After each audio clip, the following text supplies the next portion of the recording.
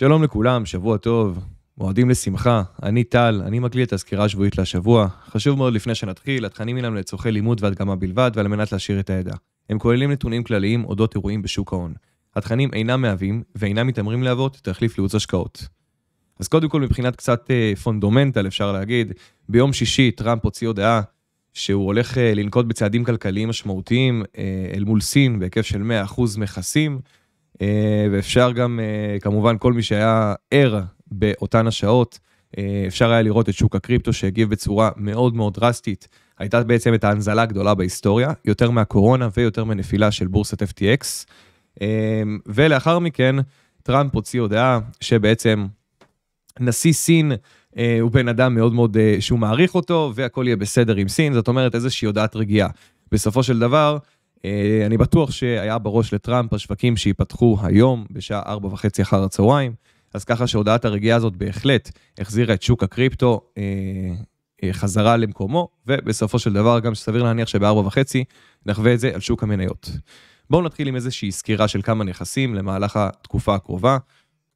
נתחיל בגרף האיתריום. גרף האיתריום אנחנו קיבלנו זריקה מאוד מאוד משמעותית ביום שישי, בעצם לכיוון האינברז'ן היומי הזה, זריקה שלא כל כך הייתה צפויה, אני ציפיתי יותר לאזורי 4,200, וקיבלנו פה זריקה לאזורי 3,300, אפשר לראות שהמחיר ניקה נזילות מאוד מאוד משמעותית, מבחינת איתריום, נראה שאנחנו די תפסנו איזשהו דיפ, מעבר לזה, היעדים שלי באיתריום עדיין נשארו כמו שהם מהסקירות הקודמות, הייתי רוצה בראש ובראשונה לראות את המחיר פורצת גבוה כל הזמנים בצורה יותר אגרסיבית, ולא איזושהי נקירה וירידה כלפי מטה, זאת אומרת 5,400, ולאחר מכן $6,000 לדעתי אלו אזורים שמתבקשים על ידי המחיר, ועל ידי גם הדיפ שהוא עשה וניקיון נזילות המשמעותי.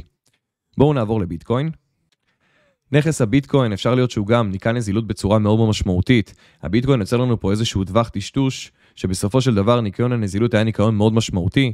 אני מאמין שעוד אנחנו יכולים לראות את הנמוך האחרון של ביטקוין נלקח, ובכך בעצם להוביל את הזרמת הכספים לאיתריום ולאלטים באופן ישיר. במידה והנמוך של ביטקוין, נלקח, אני ארצה לראות את ביטקוין בסביבות ה-97, זאת אומרת איזושהי זריקת נזילות לכיוון ה-0.5, אמנם המחיר לקח פה את ה-OT האזור הראשון של הרגל האחרונה, אבל בהחלט הוא הותיר פה עוד המון נזילות שהמחיר עוד יכול לחזור ולקחת, אז מבחינת ביטקוין אני עוד מאמין ומצפה לעוד איזשהו לג לתקופה הקרובה לאזורי 135-140, שזה משהו שלדעתי סביר שיקרה, עד אז, בסופו של דבר, אנחנו כן יכולים לחוות איזושהי לקיחת נזילות. בכל מקרה, ביטקוין זה נכס שפחות דיבר אליה בתקופה האחרונה. הפוקוס שלי היה יותר לאיתריום ולאלטים, אבל בכל אופן גם עדכון לגביו חשוב מאוד.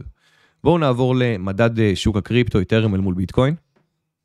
גרף האיתריום ביטקוין, נכון לכרגע אני בטווח זמן של חודש, אפשר לראות את הנר האחרון של יום שישי, בעצם את הזריקה המשמעותית, שבסופו של דבר הנר חזר לאותו המקום, זאת אומרת למחיר הפתיחה שלו. מבחינת מדד האיתריום ביטקוין הוא עדיין לא נתן את מה שהוא אמור לתת, זאת אומרת אנחנו מצפים לעוד איזושהי עלייה לכיוון ה-BPR 3 חודשים לפחות, שבו איתריום אני מאמין אנחנו נראה אותו סביבות ה-5,400, 5.5, שאלו אזורים כבר להתחיל לצמצם פוזיציות, ובסופו של דבר גם אזורי 0.07 למדד האיתריום ביטקוין זה אזורים שהם לא בשמיים לדעתי, וזה משהו שאנחנו כן יכולים לראות בסייקל הקרוב, כמובן שחייב להיצמד בסופו של דבר גם נקודת מבט של אנחנו לקראת סוף שנה, ובסופו של יום ציר הזמן הוא פרמטר מאוד מאוד חשוב, ולא רק המחיר ואזור העניין בגרף, וכמובן המדדים הם חלק בלתי נפרד מההבנה של הסייקל הנוכחי. אז מבחינת מדד האיתריום ביטקוין, יש לנו עוד איזשהו רגל כלפי מעלה, לפחות ל-BPR 3 חודשים, ששם בעצם אני ארצה לראות את מחיר האיתריום, איך הוא יתנהג לפי המדד הנוכחי. בואו נעבור לגרף הטוטל 3, שווי השוק של האלטים. טוטל 3 אפשר לראות שאני עובד עם הריינג' הזה כבר תקופה די ארוכה, גבוה והנמוך המשמעותיים מתחילת הנכס הזה בעצם, מתחילת הגרף, מתחילת 2021 בערך. הריינג' הזה שומר על עצמו בצורה מאוד מאוד יפה מבחינת אזורי סטייה העליונים והתחתונים, שבסופו של דבר הזריקה ביום שישי גרמה לאיזשהו וויק מאוד מאוד משמעותי, שנתן לנו איזשהו ריטסט לכיוון ההיי ריינג'. נכון לכרגע המחיר חזר אל מעל ה-1,705, זאת אומרת זה בהחלט אפשר לראות שמדובר פה בלקיחת נזילות מאוד מאוד משמעותית אמנם, אבל לקיחת נזילות וסגירת פוזיציות ממונפות, והמחיר חזר בסופו של דבר לאותו המקום. בואו נעבור למטבע SNX.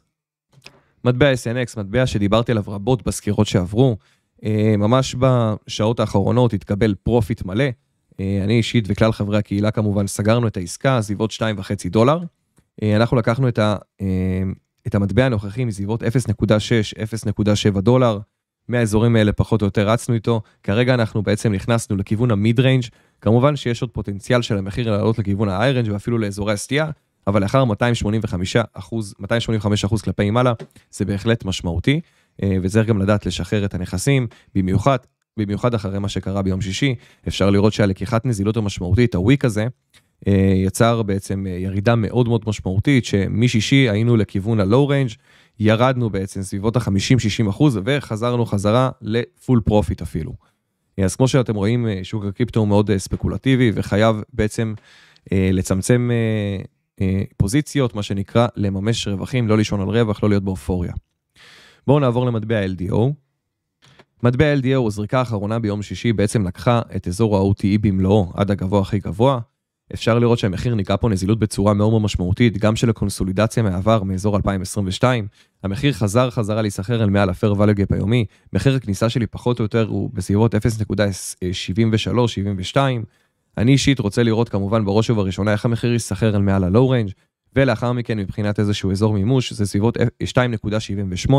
כמובן שיש עוד לא מעט זמן, יש לנו פה סביבות ה-200% פוטנציאלים לנכס הספציפי הזה. בתור התחלה כמובן בראש ובראשונה אני ארצה לראות איך הוא עולה ונסחר אל מעל ה-Low Range, במידה והמחיר בטווחים הקטנים יותר, כיוון ה-8 שעות, לא מצליח להיסחר אל מעל ה-Low Range הזה, סביר להניח שאני אחתוך את הפוזיציה עם רווח שהוא יחסית יפה, אבל לא כמובן full profit, אז כמובן שאני אתקן לגבי זה, לגבי LDO, על פניו הכל נראה בסדר נכון לכרגע. בואו נעבור לכמה נכסי מניות. אני אעשה איזשהו בריף כרגע על תעודת הסל של ביטקוין ותעודת הסל של איתריום, בעצם אותם מחירים שאני רציתי לראות אותם לפני העלייה האחרונה, שחשבתי שהמחיר בעצם ביצע לנו איזשהו פרונט רן, ובסופו של דבר אנחנו קיבלנו את הזריקה המשמעותית הזאת. אז מבחינת תעודת הסל של ביטקוין, אפשר לראות שהמחיר נכנס בצורה באמת יפה, לכיוון האזור של OT, האזור הראשון, האזור דיסקאונט, לקח את כל האזור הזה ממלואו, זאת אומרת שתכלס, על פי תעודת הסל, אין כל כך סיבה שביטקוין ירד ויקח את הנמוך האחרון, על פי תעודת הסל זה בהחלט יכול להיות איזשהו מהלך מומנטום חזרה לעליות, כלפי מעלה, לפחות עד אזורי 22 דולר, עד אזורי 0.25 וה-0.5 של המאקרו. אז מבחינת תעודת הסל של הביטקוין, על פניו הכל נראה קשר, נראה שהמחיר עוד מייצר לנו איזושהי התבססות מעל האזור הזה, אפילו איזשהו ריטסט חזרה לאזורים האלה יכול להקנות לנו איזושהי כניסה בתעודת הסל, ולאו דווקא במטבע, מבחינת אותה מגמה שאנחנו נסחרים מולה. בואו נעבור לתעודת הסל של איתריום.